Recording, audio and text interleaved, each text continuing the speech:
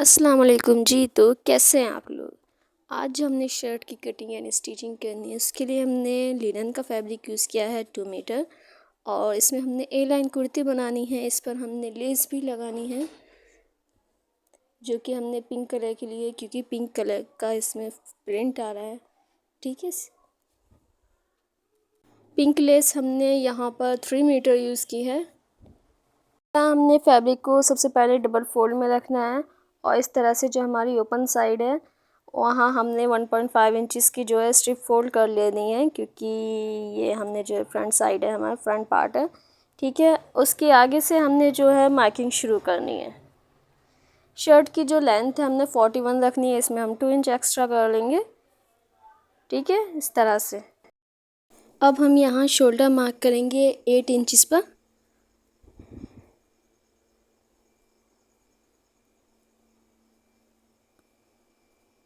Arm hole हम यहाँ पर लेंगे 7 इंचज़।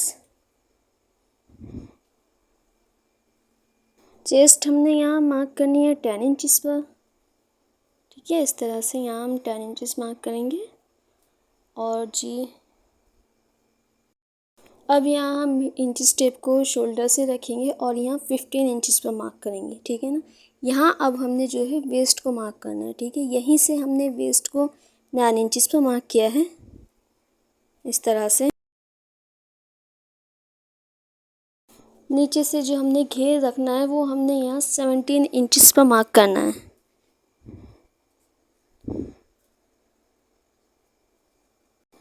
ठीक है, और इसको हमने वेस्ट से जो है नीचे तक जहाँ हमने 17 पे मार्क किया है, इसी तरह से बस हमने तिरछी लाइन इस तरह से ड्रॉ कर देनी है। इस तरह से यहाँ हम मार्जिन के लिए लाइन ड्रॉ कर लेंगे 1.5 इंचज़।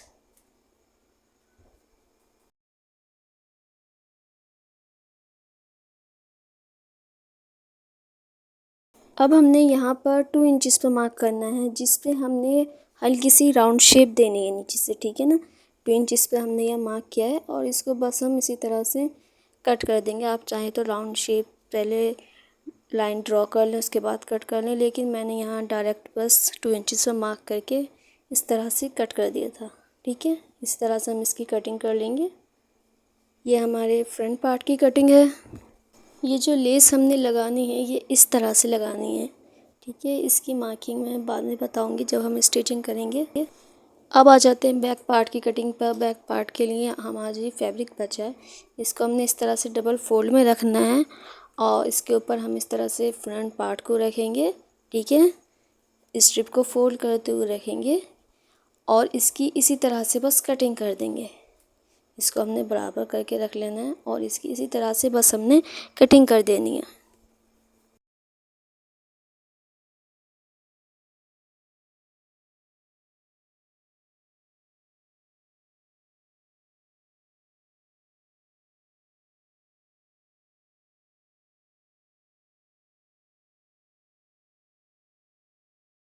अब इस बचे हुए फैब्रिक से हमने स्लीव्स निकालनी है। स्लीव्स के लिए हमने फैब्रिक को इस तरह से 4 फोल्ड में रखा है। स्लीव्स हमने थोड़ी छोटी रखनी है, फुल स्लीव्स नहीं रखनी है।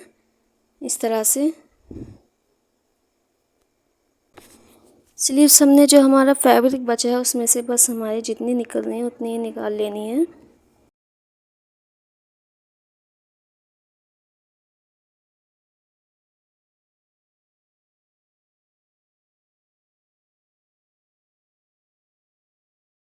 अब आ जाते हैं इसकी स्टिचिंग पर, जिसके लिए सबसे पहले हमने इसको फोल्ड, फ्रंट पार्ट को जो है हमने फोल्ड करना है। ठीक है, इस तरह से हम फोल्ड करेंगे और इस पर सिलाई लगा लेंगे। दोनों जो हमारे पार्ट हैं, लेफ़्ट साइड और राइट साइड, दोनों को इस तरह से हमने इस तरह से फ्रंट साइड से जो है फोल्ड कर लेना है, जो हमने 1.5 इंचज़ एक्स्ट्रा लिया था फोल्ड करने के लिए। ठीक है, इस तरह से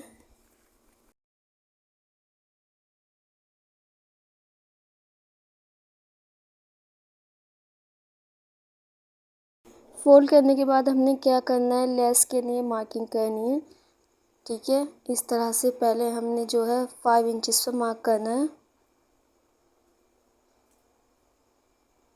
यहाँ से हम लेंगे और 5 इंचज़ पर मार्क करेंगे। और इसको पूरा नीचे तक हमने 5-5 इंचेस में मार्क करते जाना है। हमने यहाँ से जो है 5-5 पर मार्क करने के बाद इसके बाद आपने 5.5 पे मार्क करना है और नीचे तक आपने जो है इसको 6 इंचेस तक ले जाना है, ठीक है ना, क्योंकि हमने थोड़े तिरछा रखना है। और बस जहाँ पे हमने ये 5 इंचेस मार्क किया है वहाँ से आपने हल्का सा कर्व कर देना है और बस इसी तरह से हम इसको दूसरे पार्ट पर भी ट्रेस कर लेंगे और यहाँ पर इसी तरह से हमने लेस लगा देनी है। यहाँ हमारा ये 6 इंचेस आ रहा है, ठीक है। इसी तरह से हमारा ये नीचे तक हमने 6 पे मार्क करते जाना है। शुरुआत हमने ऊपर से 5 से की थी। शोल्डर से यहाँ हमारा जो आ रहा है, शोल्डर से हमने जो कर्व लिया है वो हमने 5 इंचेस पर लिया है, ठीक है ना। ऊपर की साइड से शोल्डर से हमने 5 पर लिया है और नीचे फिटिंग की साइड से हमारा जो आ रहा है 4 इंचेस पर आ रहा है, ठीक है, इस तरह से। और इसको हम दूसरे पार्ट पे ट्रेस कर लेंगे और बस इस पर इसी तरह से हमने लेस को लगा देना है।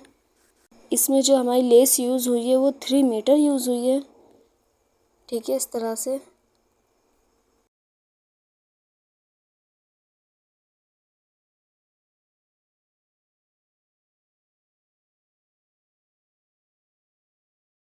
आप चाहें तो इसको कट लगा कर भी लगा सकते हैं इसी शेप में, लेकिन जो है ये लिनन का फैब्रिक था, बहुत बारीक था, इस पे जो है लेस ठीक से नहीं लगती, इसलिए हमने इसको जो है ऊपर से लगाया।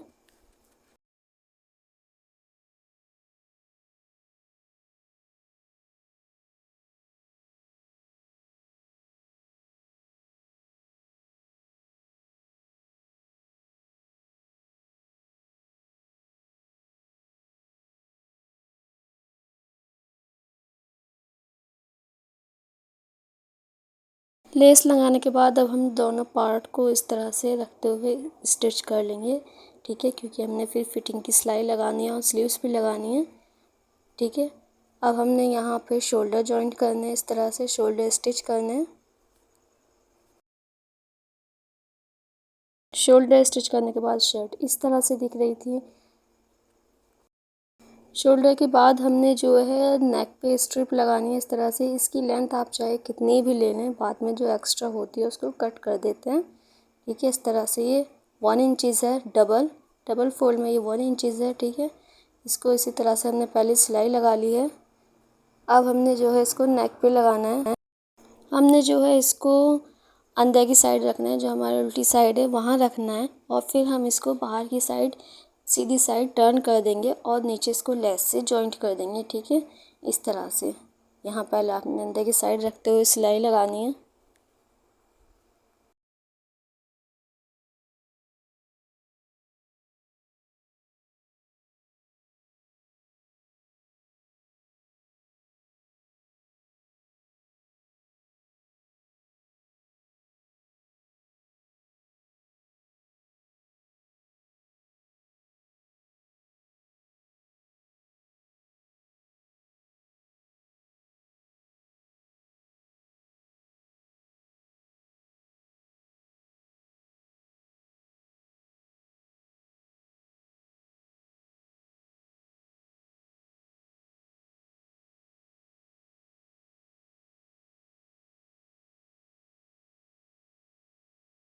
सिलाई हमने लगा ली है। जो यहाँ है हमारा, इसको हमने अंदर की साइड इस तरह से फोल्ड भी किया है।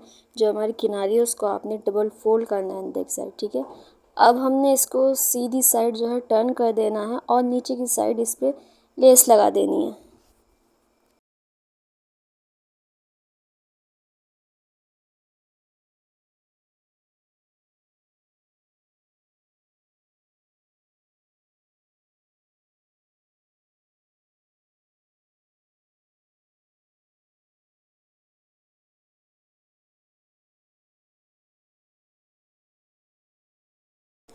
लेस लगाने के बाद ये हमारा कुछ इस तरह से दिख रहा था। देखिए ये स्ट्रिप हमने अंदर की साइड से लगाई थी और इसको फिर हमने सीधी साइड टर्न करके नीचे लेस लगाई है इस तरह से, ठीक है।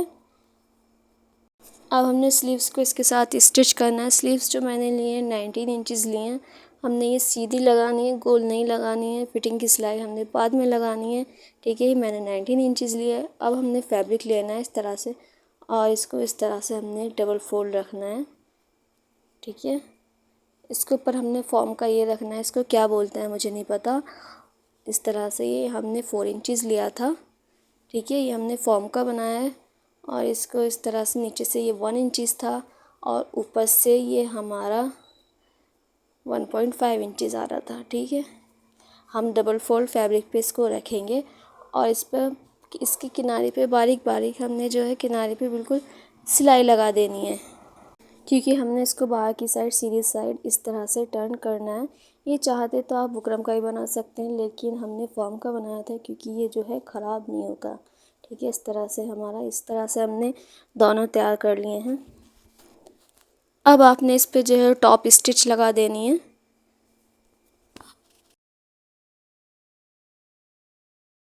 टॉप स्टिच लगाने के बाद आपने जो है स्लीव्स को उल्टी साइड से रखना है और उसके ऊपर ये रख के आपने स्ट्रिप रखनी है। ठीक है, बीच में, और इसको हम इसी तरह से फिर सीधी साइड टर्न कर देंगे। इसी तरह से हमने इस पे सिलाई लगा के इसको सीधी साइड जो है टर्न कर देना है। यहाँ हमने इसको फोल्ड करके भी सिलाई लगा देनी है।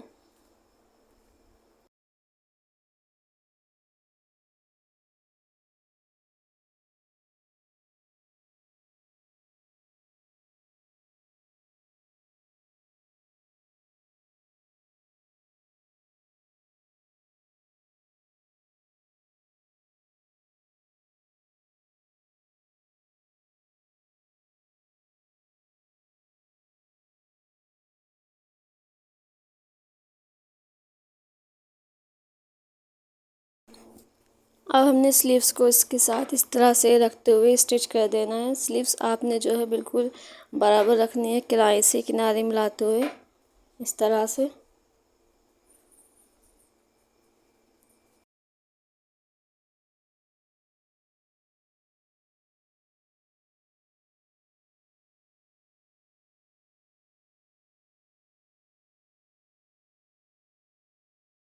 दोनों साइड की स्लीव्स स्टिच करने के बाद आपने जो है इसकी स्लीव्स से ही आपने फिटिंग की सिलाई लगानी है। इस तरह से स्लीव्स पर सिलाई लगाते हुए इसी को हम नीचे की साइड लेते हुए चले जाएंगे।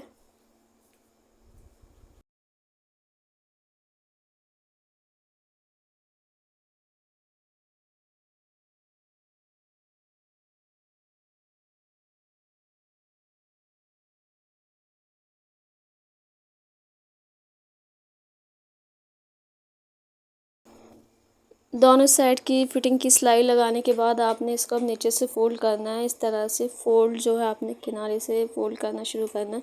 पहले आपने इस तरह से सिलाई लगानी है, फिर उसको हम सीधा करके इस तरह से सीधी सिलाई लगा देंगे।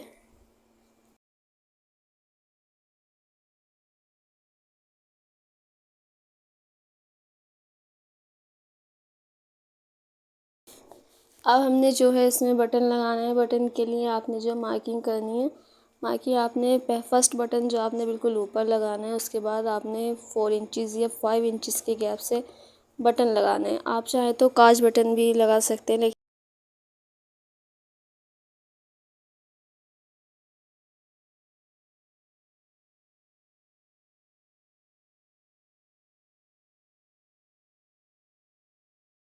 बटन लगाने के बाद अब आ जाते हैं इसके फाइनल लुक पर।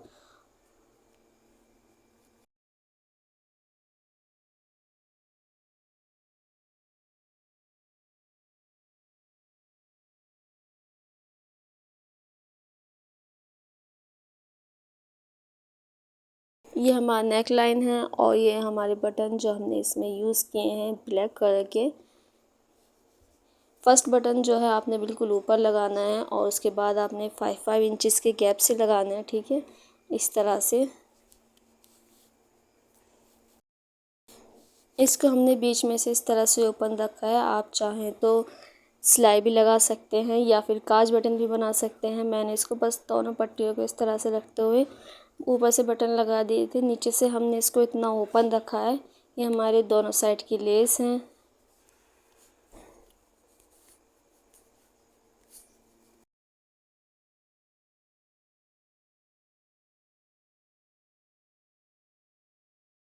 स्लीव्स पर जो हमने ये लगाए वो आपने बिल्कुल सीधा करके नहीं लगाना है, थोड़ा नीचे करके इसको लूज़ करके लगाना है। ठीक है, इस तरह से ये नीचे से हमने इसको फोल्ड किया है।